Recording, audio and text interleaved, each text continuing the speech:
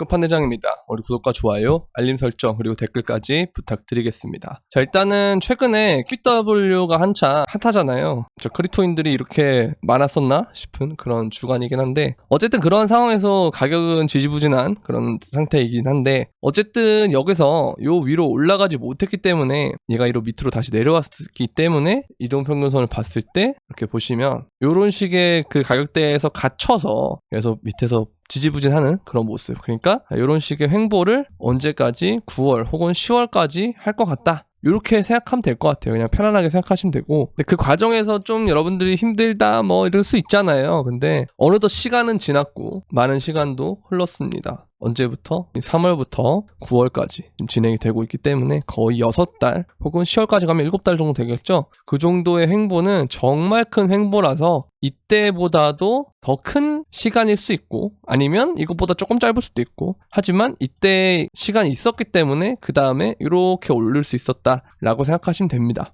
마찬가지로 이게 길면 길수록 이후에 더 길게 그리고 더 높이 오를 수 있다 이렇게 생각하시면 될 것 같아요. 자, 그리고 트럼프가 해리스와의 이 예측에서 다시 격차를 벌리기 시작했습니다. 보시면 트럼프의 확률이 70%였다가 해리스가 이렇게 올라갔죠, 갑자기. 그러면서 이제 우리 가격이 좀 빠지기 시작했는데 그러다가 이렇게 이제 박빙이 되다가 엎치락 뒤치락 하다가 이게 다시 벌어지기 시작한다는 거죠. 그러니까 이게 이동평균선하고 원리가 똑같다 보시면 돼요. 자, 이런 이동평균선 있다. 그럼 가격이 이렇게 올라요. 그럼 이동평균선이랑 이제 멀어지는 거죠. 그러다 보니까 이렇게 눌림이 오는 것이고 반대로 이동평균선 밑으로 이렇게 빠지다가도 너무 빠졌기 때문에 이동평균선에 이렇게 반등이 오는 건데 자, 보세요. 얘가 지금 이러한 형태로 이렇게 일종의 수렴을 한 거죠. 그쵸? 이런 식의 수렴을 한 건데 수렴 이후에 해리스는 이렇게 빠졌고 트럼프는 이렇게 올랐기 때문에 지금은 9월이잖아요. 근데 대선은 11월이기 때문에 얼마 남지 않았다. 이런 구간에서 트럼프가 점점 이렇게 격차를 벌리는 것은 코인러들에게는 굉장히 좋은 거죠. 뭐 다른 데는 어떨지 모르겠습니다만. 그래서 우리한테는 나쁠 거 없다. 그리고 만약 해리스가 된다고 해도 제가 항상 말씀드렸듯이 2016년에 트럼프는 암호화폐 지지자가 아니었죠. 오히려 반대론자에 가까웠고 그러나 2017년에 엄청난 불장이 왔고요. 2020년에 바이든도 당선된 이후에 2021년에 크립토에 엄청난 상승이 왔었죠. 그런 것처럼 누가 되든 돈을 찍어서 상승을 시킬 건데 트럼프가 되면 좀 더 낫겠죠. 더 공격적인 정책을 펴니까. 근데 이 11월에 가면 갈수록 원래 움직임이 그 전에 일어났다면 이 11월에 당선이 됐을 때 트럼프가 소문의 사고 이슈에 파는 것처럼 우리가 이 승인 냈을 때 그 상황처럼 가격이 빠질 수도 있지만 요때처럼요. 근데 이런 게 없이 이 과정이 없이 요것만 있는 상태에서 트럼프가 당선이 되면 그 당선의 재료는 요때 블랙록의 게이트 때처럼 이때죠. 블랙록 게이트 때처럼 이런 식으로 올라갈 수 있다. 그렇게 보시면 될 것 같습니다. 그래서 이제 이러한 움직임이 결국은 우리에게 긍정적으로 다가올 것이다. 우리가 힘들지만 11월에 대선이라는 것은 변하지 않고 대선 이후에는 항상 크립토에 봄날이 왔었다. 그렇게 보시면 될 것 같아요. 그리고 반감기가 일어난 다음에 연말은 항상 이 신고점에 도전하는 시점이었고 실제로 12월이 되면 다 신고점을 돌파하기도 했었다. 이렇게 보시면 되겠습니다. 그래서 지금의 움직임은 이렇게 뭐 수렴으로 보는 사람도 있고요. 그렇죠? 과매도 구간이라는 거예요. 일봉상으로. 그래서 이거는 굉장히 좋은 구간이에요. 사실은. 자, 우리 일봉상에서 과매도 구간이 됐을 때는 여기잖아요. 그렇죠? 이렇게 과매도 구간이 됐을 때 항상 좋은 기회였단 말이에요. 근데 지금은 거기보다는 조금 더 공간이 남았긴 했지만 이제 여기 보면은 이제 지표가 조금 더 빠른 텀으로 본다면 과매도를 실제로 찍었기 때문에 스토캐스틱으로 보면 그렇죠? 그래서 괜찮다. 그렇게 보면 되겠고요. 자, 그리고 이 해시 리본의 바이 시그널 이게 여러분들이 뜬 상태에서 시간이 지났는데도 불구하고 가격이 떨어졌기 때문에 이건 뭐지? 이렇게 생각되잖아요. 근데 사실 작년에도 이 바이가 뜨고 빠진 다음에 횡보하고 올랐다. 바이가 뜨고 빠진 다음에 횡보하고 오르면 똑같다. 그렇게 보시면 되고 지금의 이 불마켓 사이클을 보면 그쵸? 20년에서 17년 그리고 19년과 21년 이 평균을 보면은 이렇게 딱 나타낼 수가 있는데 거기 보면은 지금 사이클이 이렇게 형성이 돼서 아직 이 고각 상승을 제대로 표현하지 않았다. 그렇게 보면 될 것 같아요. 그래서 그냥 시간이 좀 걸릴 뿐이다라고 생각하시면 되고요. 마찬가지로 지금 우리의 이 사상 최초로 비트코인이 100에서 200일선에 골든크로스 나온다. 그리고 제가 여러분들한테 하나 또 강조드린 게 거래소 물량이 줄어드는 과정에서 발생되는 최초의 상승장 사이클이고요. 그 다음에 최초의 ETF, 현물 ETF 승인이 된 사이클이고요. 우리는 이걸 또 잊고 있어요. 너무 당연하게 받아들이거든요. 항상 이런 과정이 있어요.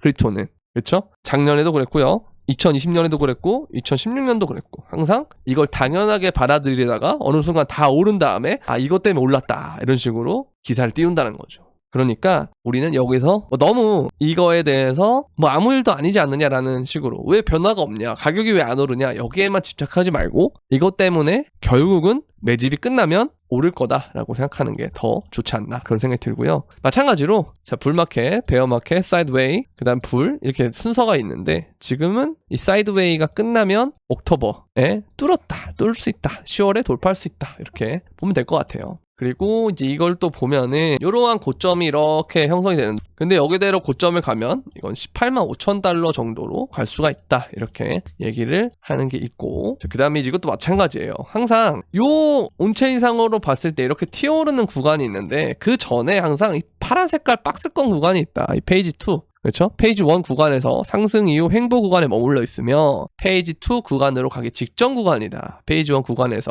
상승 이후 횡보 구간에서 다시 실현손익 비율이 1구간 도달 혹은 아래로 내려가는 구간이 오면 페이지 2 구간으로 가기 직전의 사진이다. 요거죠. 그렇죠? 그래서 자, 이분도 마찬가지로 2016-17 사이클과 가장 유사하다 라고 얘기를 하는 거죠. 요때 이후에 얘가 이렇게 오르면서 신고점을 다시 달성하고 조정 준 다음에 이렇게 올라가면서 2017년에 엄청난 불장을 만들어냈는데, 사실 저는 2021년보다 17년을 더 그리워하는 사람이긴 해요. 저는 18년 1월부터 시작해서 17년을 그냥 손가락만 빨았기 때문에. 근데 그때를 보고 21년을 봤지만 저는 어떤 상승장을 고를래라고 했을 때는 저는 21년보다는 17년에 더 무게를 두고 있다. 더 좋은 것 같다. 근데 만약 정말 이 사이클대로 해서 2023년이 15, 17의 사이클과 비슷하게 간다 하면 우리는 정말 많이 웃을 수 있을 것이다. 그러니까 남들이 다 포기할 때 여러분들은 포기하지 않았으면 좋겠다라는 말씀을 드리고 싶습니다. 그리고 우리가 항상 이러한 움직임에서 안 좋은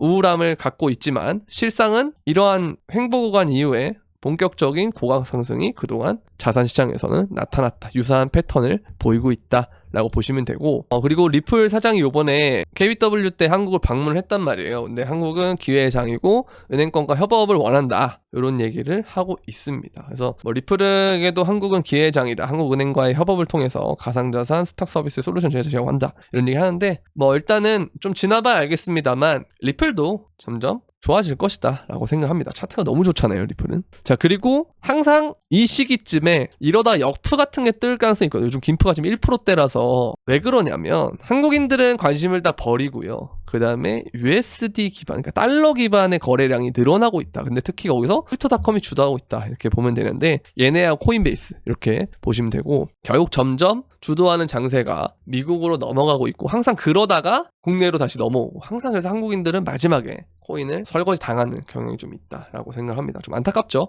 그러나 그게 어쩔 수 없는 것 같아요. 지금 생각해보면 저도 한 6, 7년 이렇게 보면서 느낀 거는 좀 어쩔 수 없다 이런 생각이 있고, 왜냐면 요번에 이제 업비트에서 빅타임 오늘 원화마켓 상장하는데도 별 이슈가 안 되잖아요. 이게 진짜 인간지표상으로 봤을 때 정말 사람들이 침체 구간이다라고 보시면 돼요. 근데 비트코인의 가격은 사실 56,000이면 이런 구간이 아니잖아요. 솔직히 이 지난 고점 부근에서 이렇게 횡보하는 거지. 그러면 이게 끝난 다음에는 이제 이런 식으로 올라갈 가능성이 높다라고 생각하면 될 것 같습니다. 아시겠죠? 그리고 사이클 고점 아직 멀었다. 3월 전고점은 맛보기다. 아까 내용들과 비슷하다고 보면 되고요. 자, 현물 이포에서 유출이 되지만 블랙록은 유출이 안 되고 있거든요. 근데 4일 전인가 5일 전에 한번 유출이 되긴 했는데 블랙록이 유출이 일어난 다음에 얼마 지나지 않아서 좀 저점이 나오는 경우가 좀 많았던 것 같아요. 이게 약간 사람들이 블랙록을 저도 그렇고 믿고 있어서 그런지 모르겠는데, 근데 어쨌든 유출이 나오고 유출이 안 나오다가 그다음 유입으로 전환되고 이런 경우가 되게 많았단 말이에요, 블랙록은. 그래서 얘네들이 정말 다 팔 때가 언제일까 그런 생각이 좀 궁금하긴 한데, 어쨌든 블랙록 자체에는 유출입이 없었다는 거, 그리고 비트코인이 전략자산 편입 시에는 국가부채의 절반을 줄일 수가 있다. 언제까지? 2045년까지. 그래서 앞으로의 인플레이션 시대가 오면 사실 돈을 계속 찍어내는 경향도 있을 거지만 그거에 맞춰서 디레버리징을 한다라는 그런 풍토도 있을 거예요. 이 두 가지가 다 있을 거라 그때는 또 비트코인이 더 주목을 받는 그런 시점이 되겠죠. 좀 좋아질 거라고 생각합니다, 여러분들. 너무 걱정하지 마세요. 그래서 이 구간들을 잘 넘겨주면 좋으니까 조금만 더 우리 힘내서, 그쵸? 테더 도미넌스도 오르고 있긴 하지만 이걸 결국 월봉상으로 봤을 때는 이 이동평균선 선에서 갇혀있다. 그래서 이게 좀 올랐다가도 이 저항을 또 맞으면 그 다음에는 이런 식으로 떨어질 만한 그런 여지가 생긴다 라고 보시면 될 것 같습니다. 그리고 글로벌 자산 역시도 보면 다시 말아 올리고 있죠. 이거를 이제 보려면 뭐 일봉으로 켜서 보게 되면 다시 이렇게 말아 올리고 있다라는 거. 결국 돈은 풀리고 있고 유동성이 풀리면 결국 이거는 크립토에 오게 돼 있다. 그래서 이걸 기다리시면 된다라고 말씀드리고 싶고요. 오늘 영상은 여기까지 하도록 하겠고요. 도움이 되셨다면 구독과 좋아요, 알림 설정 그리고 댓글까지 부탁드리면서 그럼 안녕!